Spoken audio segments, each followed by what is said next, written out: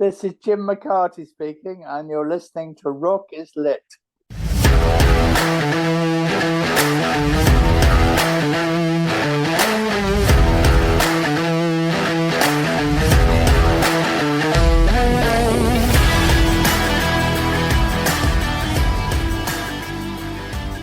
Rock is lit. Before there was Led Zeppelin, before Jimmy Page first bowed his electric guitar or worked his magic on the theremin, there was the Yardbirds, the legendary 1960s British psychedelic blues band that launched the careers of three of rock's greatest guitarists, Eric Clapton, Jeff Beck, and Jimmy Page. In this special episode of Rock is Lit, one of the original members of the Yardbirds joins me, and I couldn't be more excited. Drummer and Rock and Roll Hall of Famer Jim McCarty is here. Jim is recognized worldwide for the innovative drumming style he introduced in the 1960s on songs that are now classics, such as For Your Love, Heart Full of Soul, Shapes of Things, The Train Kept A-Rollin', You're a Better Man Than I, Over, Under, Sideways, Down, and my personal favorite, Happenings 10 Years Time Ago. Since the end of the Yardbirds in the 60s, Jim has formed a number of successful bands and released 3 solo albums of his own songs. He is the author of the book Nobody Told Me, My Life with the Yardbirds, Renaissance and Other Stories, published in 2018, and the 2021 book She Walks in Beauty, My Quest for the Bigger Picture, both written with Dave Thompson. Rock is Lit is a podcast about rock novels, and I'd originally contacted Jim to be a guest in the episode celebrating the audiobook release of my rock novel, Searching for Jimmy Page, but we were not able to make that happen. Later, after the episode aired, and after I read Jim's book She Walks in Beauty, inspired by the loss of his beloved wife Lizzie, and his quest to connect with her following her death, and after Jim and I finally did make contact and nail down a time to talk, I decided to devote an entire episode to him. During the next hour, we talk about Jim's family and childhood during World War II torn Britain, his music career and experience as a member of the Yardbirds, his interest in and exploration of the paranormal and spirituality, his endearing and enduring relationship with Lizzie, and She Walks in Beauty, the fascinating book that details that relationship, as well as Jim's quest for the bigger picture, as the book's subtitle states. The interview is uncut and only minimally edited. I hope you enjoy the episode. It was an honor and a thrill to spend some time with one of rock's greatest legends. Ladies and gentlemen, the show starts in 3, 2, 1, go.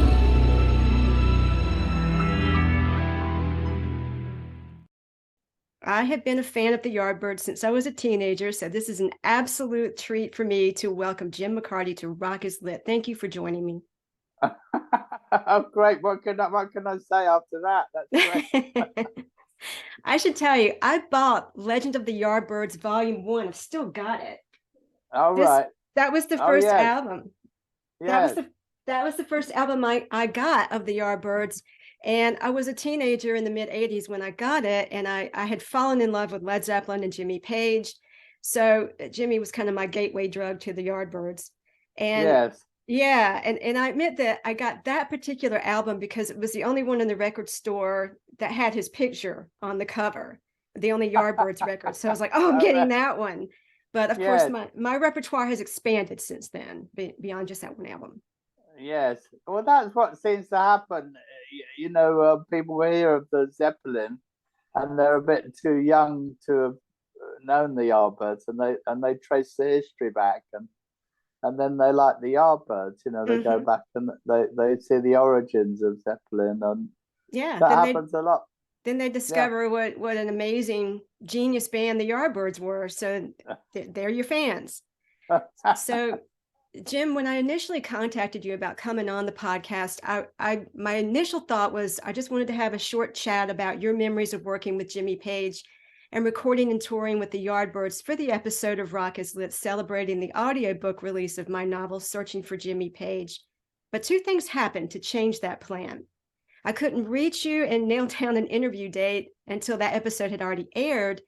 And then I read your book, She Walks in Beauty, and I was so moved by your efforts to connect with your wife, Lizzie, on a spiritual level after her 2020 passing of cancer, and your exploration of your own interest in spirituality and the paranormal, that I want to do a whole episode on you. So, we'll be able to widen our discussion and talk about all that stuff. So buckle up. I've got a lot of questions. Oh, okay. Hope you've got some time. Okay, I'll wake up. All right. Yeah, because you're in France. What time is it there? It's just gone 9. Okay. All right. Well, I'll try to get you out of here by midnight. Okay. Rock and roll time. Yeah. So before we get into the really heavy stuff, let's talk about your background a little bit and trace the development of your interest in the paranormal and music. One thing that struck me in learning about you is that your dad's last name wasn't actually McCarty. He was born a Turner in Canada. So how did you wind up Jim McCarty, born in Liverpool, England in the midst of World War II? Well, that was it. I was always McCarty, and I never knew otherwise until about probably about 10 years ago, maybe 10 or 20 years ago. I found out my dad actually came from Canada, a bit like Eric Clapton. I think he was the same. His father came from Canada, but I didn't know, and it was like hushed up. I knew that my dad was adopted. But it turns out he was adopted by someone I thought was my grandmother, was actually my aunt. Wow. It was your mother's sister? No, sorry, not my aunt. Not your mother, his mother's sister. His aunt, my great aunt. Wow. And I always thought that was my grandmother until after she passed. She passed 30 or 40 years ago, Yeah. So it was a revelation in a way, because I was always drawn to, for some reason, I was drawn to Toronto. I knew some musicians in Toronto, and I liked it there, and I used to go there and I used to record my own stuff, and I met a lot of people there, and my wife and I used to go there, and we used to house swap in Toronto, with people. And little did I know, my father was born, down in the same street where I recorded. I oh my didn't know goodness! that. Wow. That's very odd. He had kind of a sad beginning, your dad. Yeah, because his mother died, and his father couldn't look after him, so he was adopted by his mother's sister, who I thought was my grandmother, right? And brought back to England, because they were originally from England. They moved over to Toronto from London. And his mom died when he was only 4 days old. Yes, probably younger. So sad, yeah, just so sad how that happened. And in growing up, you didn't have a close relationship with him. You weren't able to really talk to him a lot about, things that were interesting to you, because he was an alcoholic. Well, yeah, it was difficult. It was hard, and him and my mum didn't really get on, so yeah. It was a classic background where you had to struggle, to make something of yourself, or to get away from it all, and that's where the music came in. Okay, well, before we get to the music, an interest in, I guess for lack of a better word, the paranormal kind of cropped up when you were a little guy. What? Well, yeah. I used to have sort of various experiences, and interesting experiences. I always thought, well, I must be a bit different from regular people, because I was able to sort of look at myself from behind, or something. It was quite odd, I could watch myself from another standpoint, and wow. It was a way of escaping from the the sadness of the home. It was pretty Yeah. sad. But I managed to do it, and yeah, so I've had some interesting experiences along the way. Well, So as you read. yes, yes. So growing up, you didn't grow up in a particularly religious household. I mean, you were a member of the Church of England and your mom sent you to Sunday school and all that. But as a child, you began to be interested in the idea of death, what happens after death, and the supernatural. You liked ghost stories.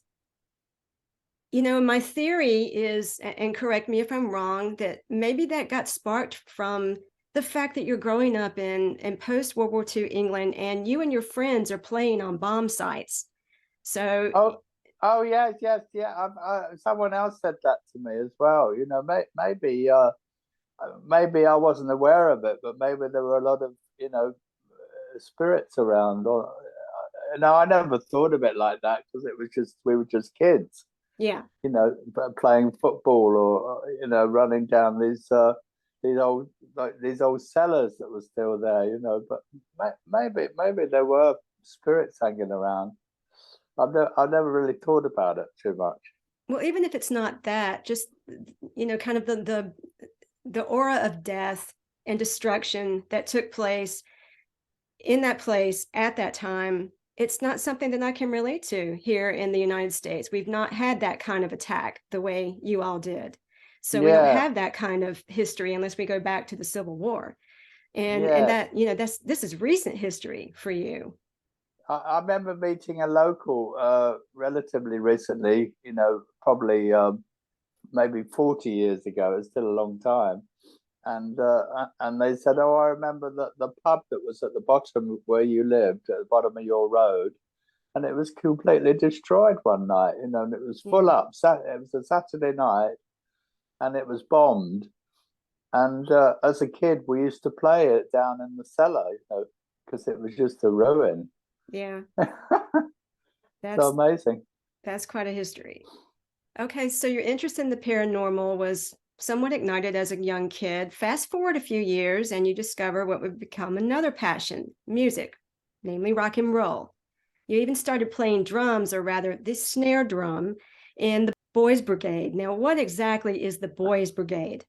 Well, it was like a military organization, semi-military, where you wore a uniform and you marched, and you marched in step, and you had a band, and you marched down the street, and then you went into the church or whatever. It was associated with the church, and then I used to love playing the snare drum, and I played something on the drum, and then all the other drummers have to play the same. It was really exciting. Do you know where that interest came from with the drums? You didn't grow up in a musical family. I mean, you had a grandmother who played piano, but other than that, you didn't have a lot of music in the family. No, I know. I think my dad would have liked to have been a bit of a singer, but really?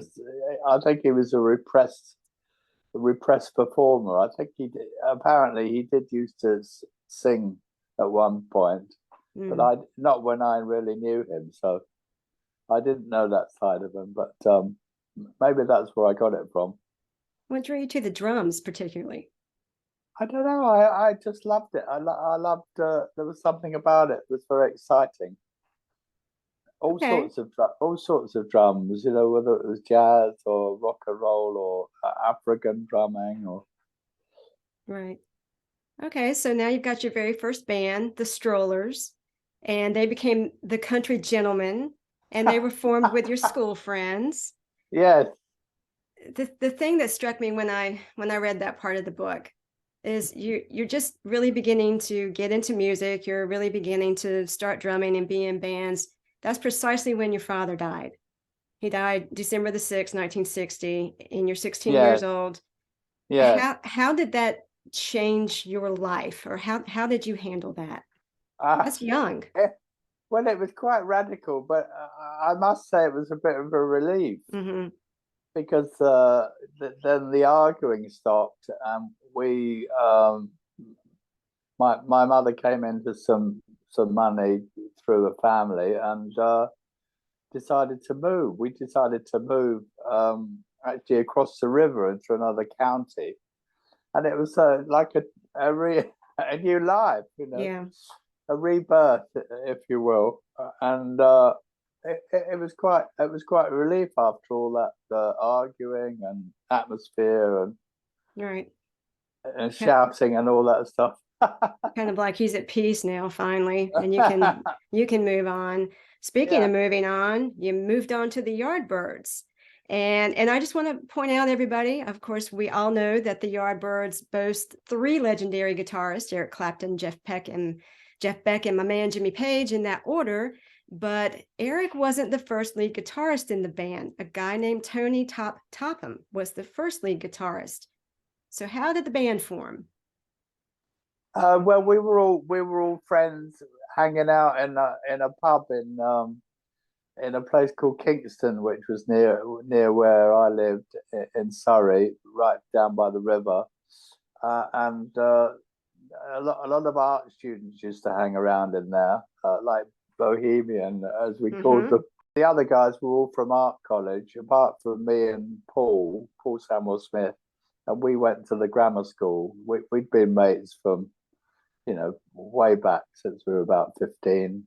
And we're still friends, actually, because he lives in France. He lives in France as well. There were a lot of art students that took to music because it wasn't a very hard sort of life in an art school. I don't think you did exams and all. You just studied art. And Nice. So they were playing music, including Clapton, of course. But Chris Dreyer and Keith Ralph, the singer. And Chris was the rhythm guitarist, and Topham. That they all went to Kingston Art School, and Keith Ralph and Paul Samwell-Smith actually formed a band first, and they were called the Metropolis Blues Quartet. A strange name, but they played sort of country blues, and I'd never seen Keith before. I thought Keith was great. You know, he was this blonde-haired guy playing harmonica, and then we finally all teamed up because they wanted to be more rocky, and they liked my sort of rock and roll playing, and we all teamed up one night and we formed the Yardbirds. Well, why did Top leave? Well, Top left because he was the youngest of all of the group, and his father was an artist, and Top was quite a good artist. And he was in the middle of studying art, and his father didn't want him to be a musician. He wanted him to become an artist. So he put the pressure on him, and he didn't want him to hang out playing all night clubs with us lot, you know. Being with you, degenerate rock star people. Yeah. So he really had to leave, which was a bit unfortunate, you know, for him. But enter Eric Clapton. Yeah, so the next one in line was Eric, and Chris and Keith knew him, and he had a bit of a reputation, and he came in for the audition, and we thought, oh, this guy's pretty good. Okay, but more first impressions of Eric Clapton. How did he strike you besides just being a good guitar player? Well, he was good, but he was very keen. He was very enthusiastic on what he was very clothes conscious. You know, he was very fashion conscious. He was very smart. And actually, I thought he was a bit of a big head when I thought he's a bit full of himself. I don't know about this guy, but we got to know each other. We got to become friends, and he worked out pretty well. He worked out pretty well. Yeah, this is 1963, and I love that Keith Ralph came up with the name of the band, didn't he? From Jack Kerouac's On the Road, the Yardbirds. Yeah, I love that because I love that book. Yeah. That was it, and it was quite fascinating because I didn't know. I'd never heard of the Yardbirds really. You know, I didn't know the book. I got to learn that Yardbirds used to hang out in the rail yards, and they used to spend their life traveling on the steam trains across the states. And it was quite a romantic idea, but it was quite different from us. We were just kids from the suburbs of London. We didn't have to travel around steam trains. It was all very romantic. Well, things happened pretty quickly, didn't they? Once you got Eric in and everything is gelling, you get a manager, things begin to come together pretty quickly after that. Yeah, I think the thing that did it was we took over from the Rolling Stones at the Crawdaddy Club. Yeah, in Richmond, which was local to us, and that was our break really. And we thought, oh, how's it going to be, playing for the Stones? But it was all right. It was good, and they took to us, and it went quick. But we started to gain a lot of popularity. All right, so your breakthrough really occurred when you recorded For Your Love, and that became a commercial hit, topping the charts in Canada and the UK.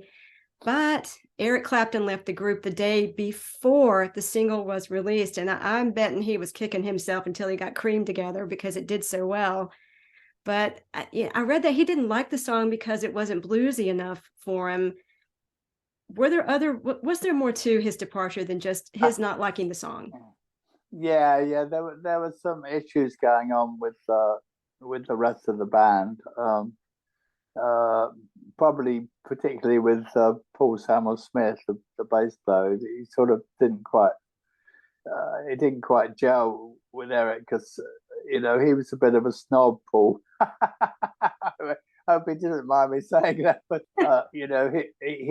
his name was made up from Samwell and Smith, so it sounded like very highfalutin. Yeah. But basically, his mum didn't want to be called Mrs. Smith, so they put their names together. His father and his mother, Samwell-Smith, and so I don't know. His attitude clashed a bit with Eric, and Eric didn't like the way he sort of took it over and said, "Well, I've got an idea for Your Love, and I'd like to use a harpsichord," and it was his idea, the way we recorded it. That song is fantastic. The harpsichord, the bongos, it's got so many layers to it. Yes. It's just an amazing song. So no wonder it took off. It was Graham Gouldman, who was a young composer, Graham that was 10cc. Yeah, and he was younger than we were, a couple of years younger, and he wrote some great songs. He wrote a lot of the Hollies hits, Look Through Any Window and Bust Off, and a lot. I still have that 45, by the way. Oh, I do. Oh, great. Yep. I was a throwback. I had older siblings, so even though I was born in '69, the musical period that I'm the most familiar with and the most comfortable with is the '60s and '70s, a little bit of '50s as well. Yeah. So, what was your favorite album? One of the Zeppelin ones? Of the Zeppelin ones, the obvious answer is the fourth album. That's kind of the meat and potatoes standard, and there's not a clinker on it. I also really love the third one. Yeah, so, they did some good stuff. They were a great band. Yes. Okay, before we get into that area though, Eric Clapton has left the Yardbirds. The Yardbirds are taking off. You guys must have thought, what in the hell do we do now? Well, it was a bit like my father, it was a bit of relief at the same time. I wasn't expecting that. Because there was obviously someone in the band that wasn't very happy with us, and he was apart from us, you know what I mean? Yeah. And he was doing a moody sat in the corner. And so it's very difficult when you're working. You're trying to work as a team, and there he is, sort of sitting in a mood all the time. He's not talking to anybody. So it was a relief, And then it was Giorgio, actually, our manager, that came up with suggesting Jeff Beck, because they'd seen him playing. He was playing in a band called the Tridents. Mm-hmm. and they'd been playing locally to us in a place called Eel Pie Island, where we played also. And Giorgio went down and, you know, more or less commanded him to come and audition. Okay, see, the story I always heard was that you went to Jimmy Page first, or somebody within the organization went to Jimmy Page first, and he's doing session work and saying, I'm doing okay with this. Why don't you go see Jeff Beck? So that's interesting. That's not actually the way it went down. No, you're right. That was right. That as well. It was Jimmy that suggested him. Okay. But the manager went down to see him playing after he'd heard that from Jimmy. Okay. So you see Jeff, you hear him play. Contrast him with Eric, because their styles are very different. How different? In what way would you say their styles are different? Vastly different. Jeff has a huge variety of, or had, unfortunately, Yeah. he had a huge variety of style, and he could play blues as well as Eric, but would play jazz and play, you know, what we say is psychedelic. You know, of course it wasn't. It was just him, and he could really play off the top of his head. And Eric had to sort of work it all out, you know. Same as Jimmy, that he worked it all out.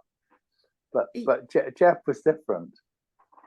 Yeah, I remember Alice Cooper one time saying that Eric Clapton was a great blues guitar player, Jimmy Page was a great rock and roll guitar player, but Jeff Beck was a great guitar player, and that he could just do so many things. And you've even said that you think of Jeff as the definitive Yardbirds guitarist. Yes, you do, because he took all those songs and gave it that sound, and that sound is what people remember of us. You know, that sort of crazy weird sound. and we did all those great tracks. You know, The Train Kept A-Rollin, and I'm a Man, and Mystery, You're a Better Man Than I, Heart Full of Soul. You know, they were all with Jeff, and they were all big hits. Well, it's interesting to me that the Yardbirds sound is kind of known as psychedelic blues, because you've only done acid one time and it did not go well. You want to tell me that story? No, I don't. Okay, all right. No. Well, we played for the fun. You know, we tried to make the music different. Yeah. And we were enjoying the music, and of course we got involved with all the acid heads because they loved it. They loved all of playing in San Francisco and meeting, you know, what's his name, Owsley Stanley the Third, who gave you a whole load of pills in your hand. And what are these? You know, and you just took them like an idiot. Well, wasn't he the sound engineer for the Grateful Dead? Because that should have been a tip-off. Maybe don't take that. Well, yeah, and then I heard after he used to make all the acid himself, and he made all the acid in California or something at one time. So, yeah, I think his nickname was the Acid King. He was something. But I mean. Yeah, I mean, the thing is with that stuff, you don't know how it's going to turn out. It's not like having a pint of beer or something. Yeah.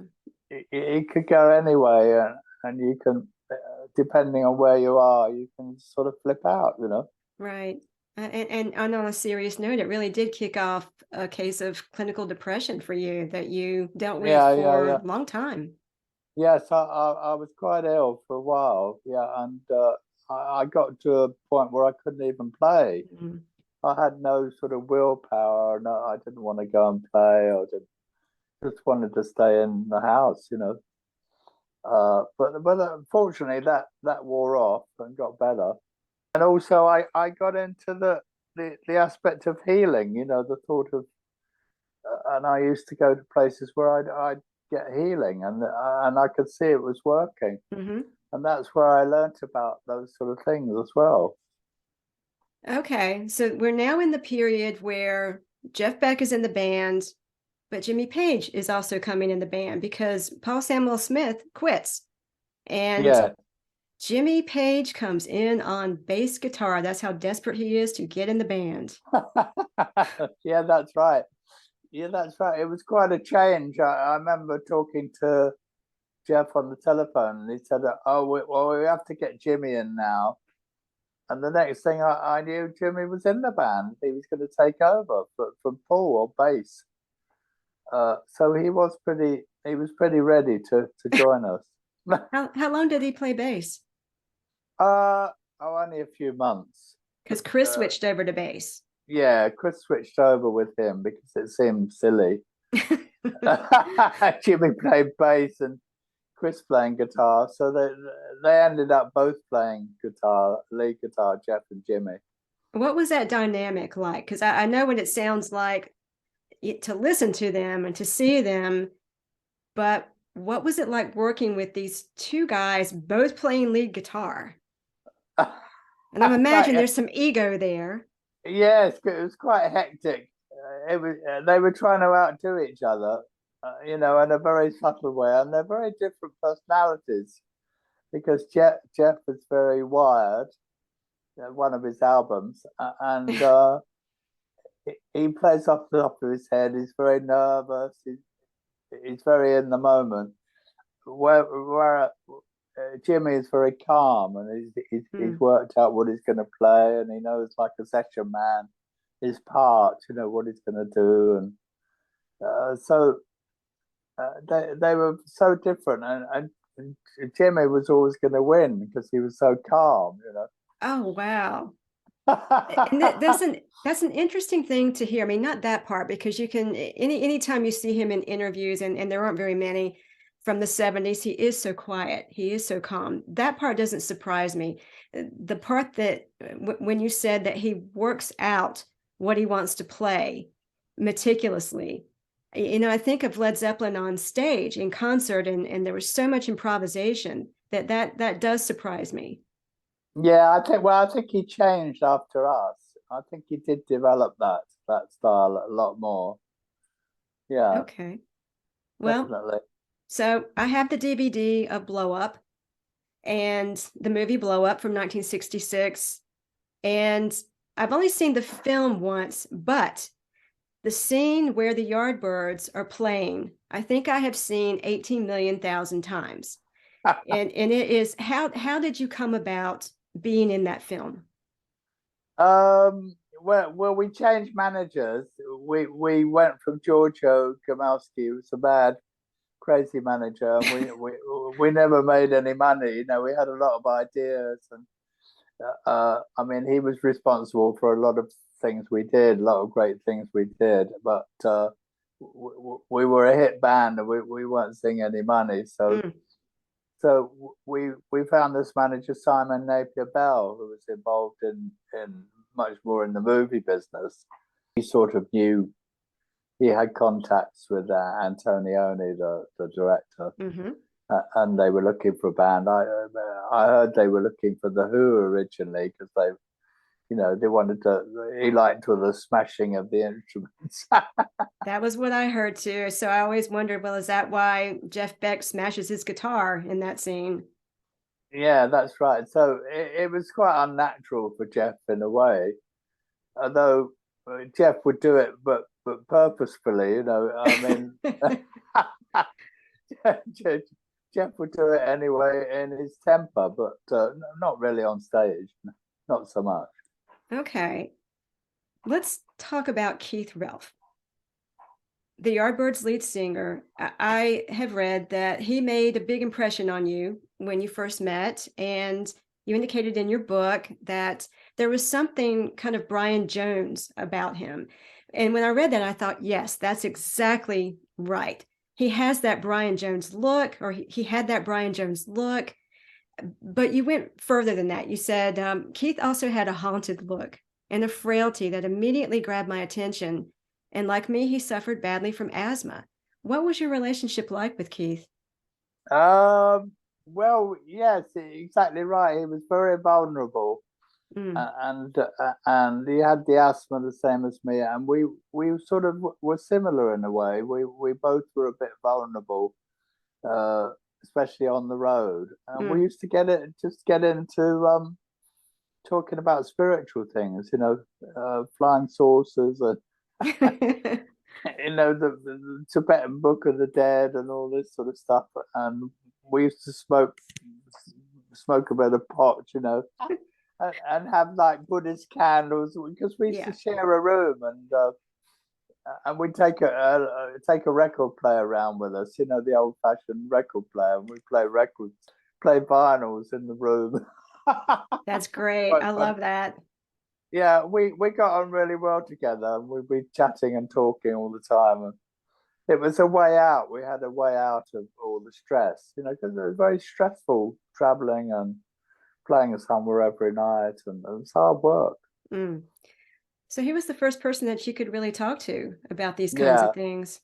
Yeah, really. And we talked very deeply as well. So and funny enough, one of his sons is just like him. Is this the one that helped you build the studio in your house? No, not him. The other one. Yeah, the other one he's a very spiritual and very gentle and very soft. Very similar to Keith in that respect. Wow. So the two of you kind of put your interest in lyrics in some of the music. Like, I'm thinking specifically of Happenings 10 Years Time Ago. That was a song that you worked on lyrics with Keith, and it's kind of about reincarnation. A lot of people seem to think it's a drug song, but it really doesn't have anything to do with that. And I'm just going to read a few lyrics here. Meeting people on my way, seemingly I've known one day, familiarity of things that my dreaming always brings, happenings 10 years time ago. It seems to me I've been here before. The sounds I heard and the sights I saw, was it real? Was it in my dreams? I need to know what it all means, happenings 10 years time ago. I love that song. That is my favorite Yardbirds song. It is. And I say that good. Way before I ever knew that the two of you did the lyrics. I love that song. That's interesting. Yeah, I like it a lot, but of course it was before its time, so it wasn't really a big hit. But it was like a classic psychedelic song, as they say. So yeah, it came out in '66, and The Summer of Love, of course, is the next year. Sgt. Pepper comes out the next year. So absolutely, it was ahead of its time, because it definitely has that feel. Like, boy, it would have fit in great at that point. But yeah, I can see how it might have been a little bit jarring for people in 1966. But hey, it became a Yardbirds classic. Oh yes, definitely. Yeah, I think it's one of the best ones as well. Yeah, I really do. That shapes the things. Yes. Now, isn't Happenings 10 Years Time Ago the only single that Jeff and Jimmy both played on? Yes, yes. And we were, in the book, as I said, Keith and I got the song together. We had the tune and all the lyrics, and then when Jeff and Jimmy came into the picture, they suddenly and John Paul Jones played the bass on that track. What? Yeah. I didn't know that. And so suddenly it turned into something else. You know what I mean? Oh my gosh, I did not know that. It turned into this real sort of rock classic, because of Jimmy doing that sort of riff, and Jeff doing these crazy solos all the way through.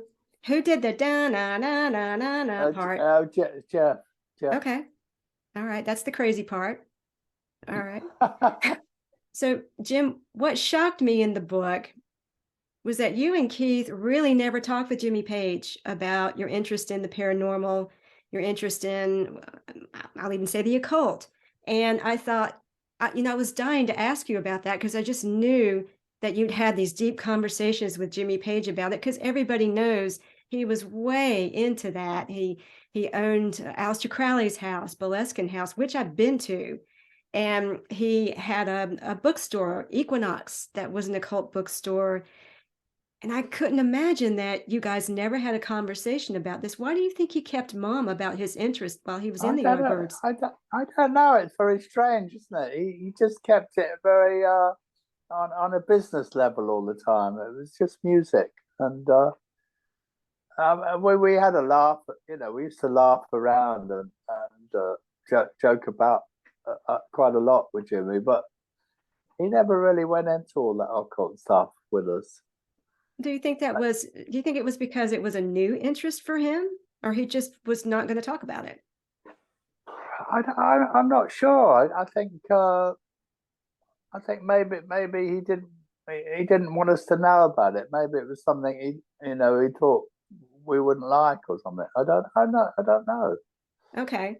Well, going beyond that and going beyond the music, and what were your impressions of him as a person? What kind of interactions did you have with him beyond just being on stage or in the studio? I think, well, it was very, very easy to work with, actually.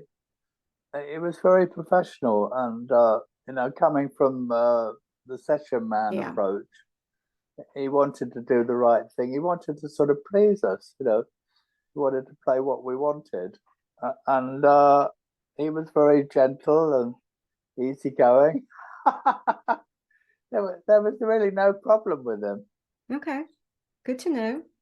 So going back to the paranormal, I love the section in your book where you talk about all the bookstores in London that you and Keith used to frequent, because I gather that it was a little difficult to get good books on this subject at that time, pretty much anywhere. Oh yeah. There was only a few shops that had that stuff. In fact, Watkins, the main shop, is actually still going. I've been there. Have you been there? Yeah, yes. Great, Is it called Cecil Court or Cecil Court where it is? Yeah, Cecil Court. That little enclave is fantastic. There's so many bookstores there. But yes, I have been to Watkins. Oh yeah, great. Yeah. Oh, lovely. Fantastic. Oh, so you've done the tour. Yes, I have. and I've been to Atlantis too. You talked about Atlantis Bookstore, the oldest occult bookstore in London. And I was there in 2018 and met Geraldine, who, her family owned that store. They've always owned it. And her daughter, Bally, was there. In fact, I have this picture. I wanted to show you, but now, I can't get my screen to share. But I have a picture of the three of us together that I pulled up. It's like, I'm going to show him that. But yeah, I met them in 2018. Oh, great. Yeah. And they were lovely. They were just sweet women. I bought an Aleister Crowley book there when I was. Oh, you did? How interesting. So that was fun reading about all that in your book. Yeah, I remember Jimmy did go on about some organization that worked with flying saucers. I remember that. Jimmy did. He said, "Oh, I know someone that's very high up in this sort of flying saucer place. You should go and talk to him." And I remember going to talk to him somewhere or other. Okay. Talking about all the incidents of flying saucers around England. Wow. So I remember he put me onto that. Okay, so there was some discourse, though not much. Yeah. All right. So all through this exploration that you've been engaging in of the paranormal, supernatural, UFOs, you really hadn't had any direct experience with the supernatural until the mid-70s, and then there were two occurrences where you had what you call objective experience of the supernatural, and one of them was really benign, and the other not so much. What was going on there? My wife and I had an argument. We were arguing, and suddenly there was this big bang at the door, and it was so weird. It was like, stop it immediately. And because my first wife Angela, we used to be into all that stuff, and we used to talk about healing and visitations and all that sort of thing. And then one night I woke up and I saw this sort of face suddenly appearing, and I thought, oh, I don't know what's happening here. This is a bit odd, but Yes. I still don't know what that was. But it was pleasant. It was nice. Okay. Uh, After the initial fear of what was going on, because it was like very out of the ordinary. Yeah. Well, the other thing in the book that I thought was pretty spooky, because that sounded spooky to me, but it involved your last meeting with Keith. And in fact, he was not in a good place at that time. And he had seen, I think you said, a clairvoyant a few months before the last time you saw him, who'd given him a pretty dismal picture of his future. Do you remember what he told you about that? I don't. I know he was in a very strange place because he was separated from his wife and he was looking after his two sons and he was living in a very strange a very odd sort of apartment. And he met some guy that must have given him some sort of drugs or something. I don't know. He didn't say. That was the last night I saw him, and it was all very odd. And I just felt this feeling every time I was with him. I was like exhausted. Mm-hmm. It was like he was sucking all my energy out. You know what I mean? It was very odd. Yeah. Well, in the book, you write that the clairvoyant actually told him that when she saw his future, all she saw was a black hole. And that Oh he yes, could, that's right. yeah. I thought, Yeah, oh I my remember. God. Yeah, horrible. Yeah. Poor guy. Poor guy. Well, as much as you're comfortable, tell me what happened with him. You saw him that last day, had that eerie feeling, and you write in the book that it lifted as soon as you got in the car. And then your mom called you the next day to tell you he had died. What happened? Yeah, yes. My mother used to work in the police station. She was a telephonist. Like a telephonist would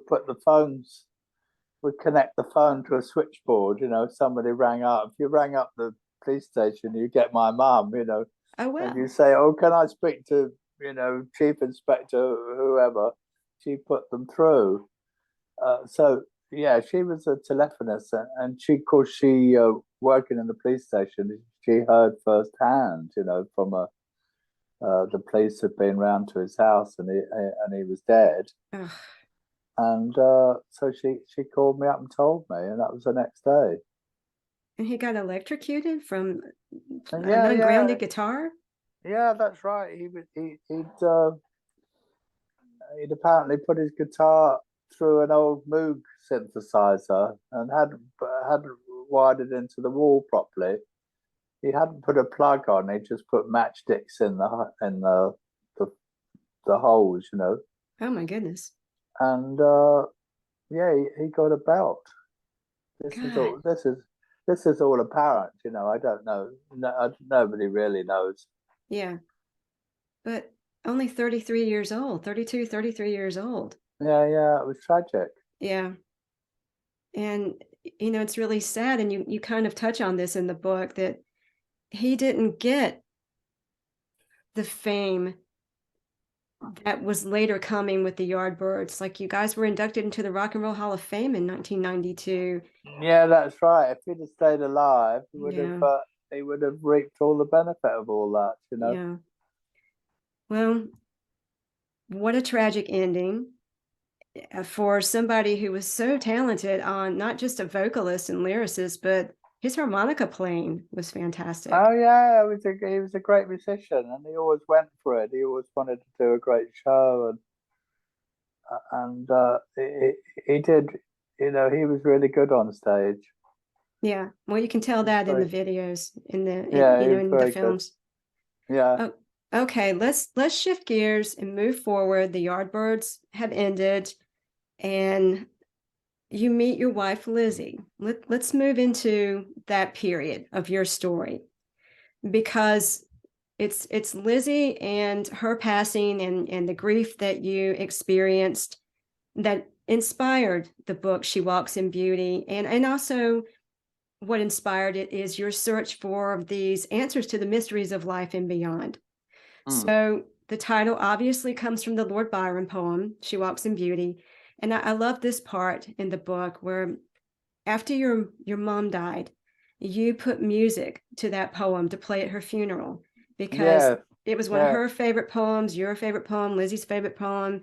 And so and you mentioned threads a lot in the book, and I thought that was a beautiful thread, kind of tying you all together. yeah. It's funny, isn't it? It was a lovely, lovely, lovely poem, and I did this work called Gothic Dream.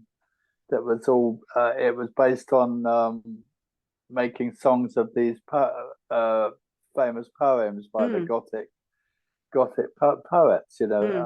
Lord Byron and Keats and Edgar Allan Poe and all that. Yeah. And it was really nice. And actually, I've been talking to someone. It might get released properly again, which is great because it was a great work. It was good fun. How and when did you meet Lizzie? Well, I met her in the mid-90s, and I wasn't married anymore, and I sort of had various girlfriends, but I was sort of a little bit lost, and I used to go down to this. I suppose it's a sort of a healing centre down in Malvern in Worcestershire in the West Country of England, and it was like an alternative centre, and they had alternative spa there and a hotel, and they used to have workshops and talks on things, and it was run basically by 4 families that lived there. And it was very interesting. It was called Runnings Park, and I got friendly with one of the people that lived there on the musical front. He was another musician, David, and Lizzie used to go there to relax because she was part of an art gallery in London. She used to be a director of an art gallery, the Lister Gallery. In the West End of London, and she used to, let off steam down there in the spa. Well, I read that you met in a channeling class. Yes, we started channeling. Exactly, we were both interested in channeling, different spiritual entities or whatever, and all that sort of thing. And tell me what that is. So well, it's just a way of connecting with spirit. Of course, we all have spirit guides, all of us, and they're all around us. And it's just that you can learn a way of connecting to them. And I've done this a lot now since Lizzie passed because I wanted to connect to her. So. Yeah. I decided to study, and then I studied with a famous medium called Suzanne Giesman, who's American. She's down where you are. She's South Carolina. Yeah, that's right. And she's great. And so I did all the classes, and I learned how to do it. Let's back up a little bit. The two of you get married in 2005, and it looked like you had this wonderful life together. You were going on these Buddhist pilgrimages, traveling, doing all of these things. And then in August 2018, everything sort of comes to a screeching halt, and you get this diagnosis. Everything changes. Yes. Tell me about that. Yeah, it was very difficult because we came to France and we loved it, and we came to Provence, which is a lovely part of France. Yes, it is. Beautiful countryside and mountains and everything, and we loved it, and we had a great life together, and it was like classic. Yeah. And then she got the cancer, and I looked after her, and she passed in the house, and it was really tragic, and it really hit me. It's a real shock. I'd sort of believed in those sort of things, but I'd never been forced to believe it. I'd never been hit in the face by it before, and I thought, well, she must be she must be somewhere, and so I decided to find out where she was, and I was very pleased. You know, after the work I'd done, I managed to I get a lot of evidence from her, and this was the thing that Suzanne always said. Oh, you know, you need evidence as a medium. Yeah. You need hard evidence that no one else would know. So I used to ask Lizzie, "Oh, tell me something I don't know about someone or other," and it would work out. And so I really believe she's around all the time. Do you sense her presence? Yeah, I do. Yeah, I can feel her on the top of my head, actually. Really? Yeah. I mean, not all the time, but now and then, you know, I can feel that here where my hair is. That part of the book was hard to read and very poignant. I mentioned to you in an email that I lost my husband to cancer in 2014. Yeah. Oh, okay, right, yes. Yeah, and my mom died of cancer. We were very close. And I there's so much of what you said in dealing with your grief, in feeling the need to connect and doing all these things to make an effort to connect, that I could really relate to. It's and my mother she died in my childhood home. My husband died in the house that I still live in, this house right here. And it was really, you know, this is almost like a sacred place to me because of that. Yeah. And it's interesting how people react differently. Like my father, when my stepmother died, couldn't get out of that house fast enough. He did not want to be there. And this is a sanctuary for me. So it sounds like it kind of was for you too. Yeah, it is for me. Yeah. Yes, I like it here. I still feel her around. But it's nice. It's reassuring. She was a very reassuring person. Yeah. And I like it. I like that energy. Well, she sounded from your description like she was just a lovely person. You said she was very optimistic and kind of had this positivity about her. Yes. We really clicked. We really loved beauty. You know, she was from an art background, and she liked you know, modern art, and she loved the beauty of the countryside, and you know, going out to walking here is lovely, and there's a lot of beauty around here, and we really clicked on that. Yeah, I can't imagine going through that during a pandemic. She was sick, and well, I mean, she died during the pandemic at the very beginning, I think. Yeah, that's right. Yeah. How did you navigate that? I don't know. I don't know how I did it. You know, I don't know. There was something helping me, and I've no idea what happened because we were all closed off and shut off, and I couldn't get away from it. But then I found out all these ways of doing it, you know, and I became very interested in near-death experiences and all that stuff, and I still am. It's a fascinating study, you know. It's all very similar because there's no you know, there's nothing horrible about dying. It seems like it's everyone goes to a beautiful place. It's like from what I gather from all the evidence from people, it's all very similar. It's all very lovely, and you know, this is where it's hard, where we are. Well, I'm glad that you have been able to feel a sense of connection, and then of course, you mentioned Jeff Beck. You know, we lost him in January 2023, and Topham also died in 2023.